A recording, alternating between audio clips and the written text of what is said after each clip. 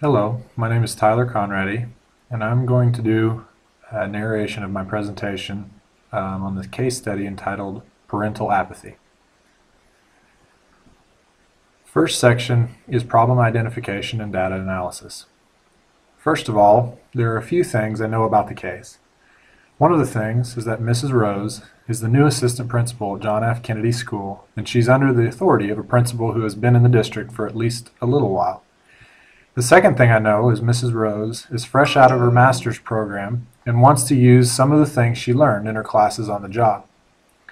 One of those things she learned is how important it is to have the parents and community involved in the school.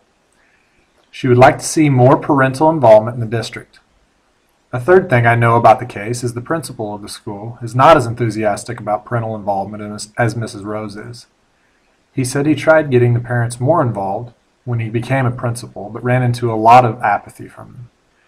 He does finally agree to allow Mrs. Rose to have a parental involvement meeting, but does not want her to start a PTA or PTO. Only 8 parents show up to the meeting though, and Mrs. Rose is very disappointed. Next section is what I don't know, and it's also included in the problem identification and data analysis section. There are a few things missing from the case study. First of all, I would like to know the demographics of the school and community. I teach currently in a district where many parents are more than willing to help their students with their activities and education.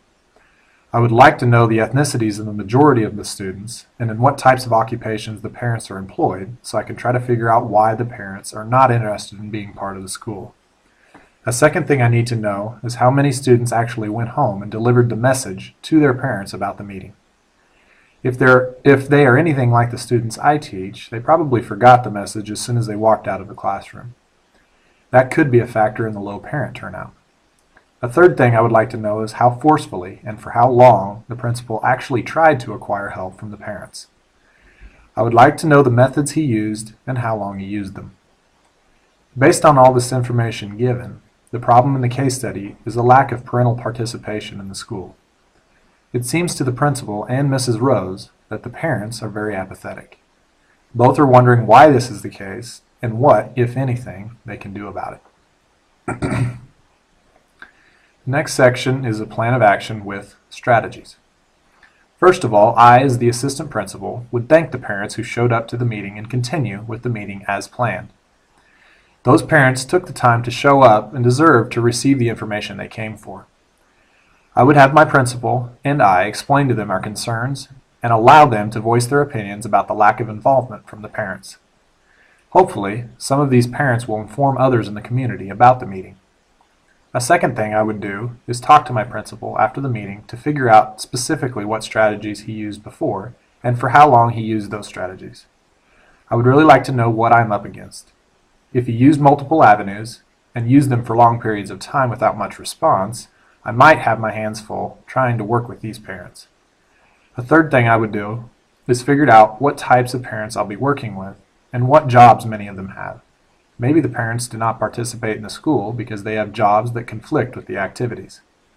Also, maybe the people in this particular district are not used to being a part of the school and will need some encouragement.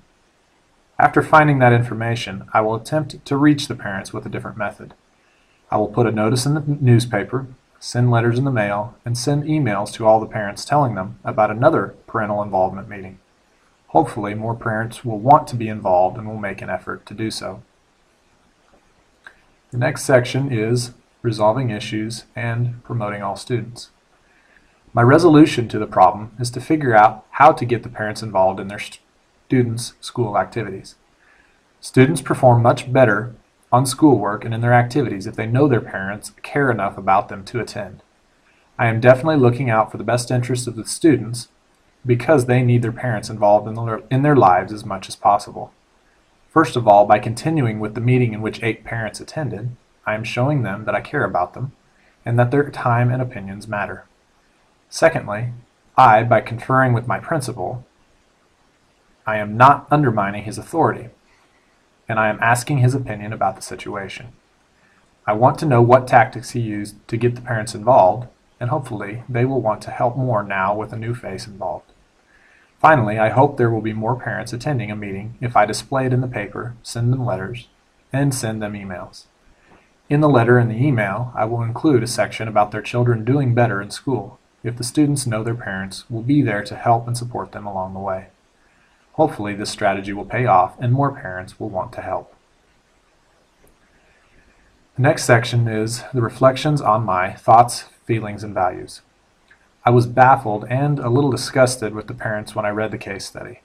I did not understand why, as a parent, you would not want to be involved in your children's lives. When I have children, I will attend as many activities as I can because I know they appreciate the support. I was feeling sad for the students of the school because many of them were going about their daily lives not knowing if their parents would be there for them. I am hoping to change that for the students' benefit.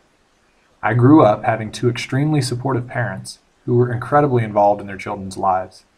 Their support and love is part of my value system, and I hope to pass that on to my students and someday to my own children. The next section is the issues that are unresolved. First of all, an unresolved issue is whether the parents are busy with their jobs or are just choosing to not be supportive. That is the main problem with the case study, why the parents are not helping the betterment of the school. A second issue I need to resolve is what specific strategies my principal used and what all of the responses were.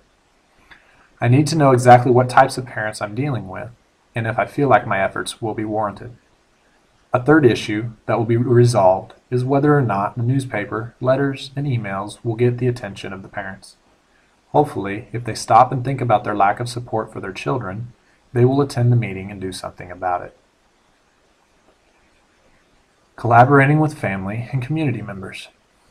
One of the ways I am collaborating with the families is by working with the 8 parents who showed up to the meeting.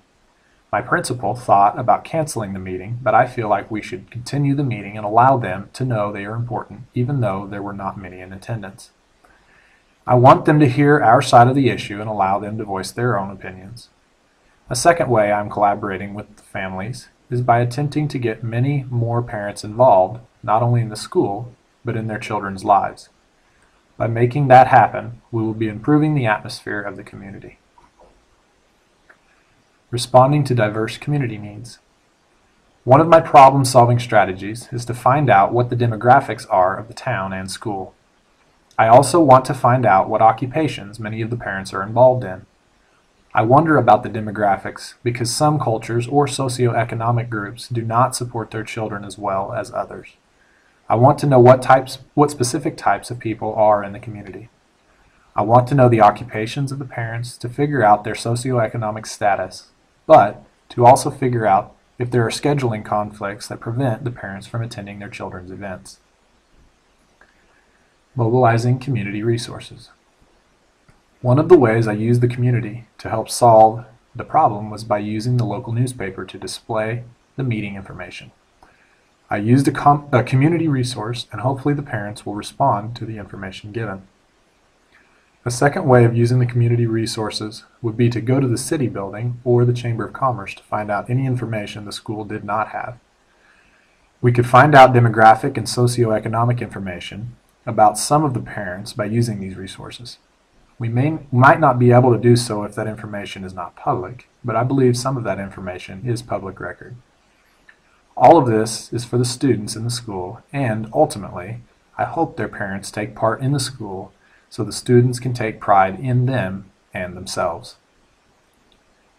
Thank you, and I hope you enjoyed the presentation.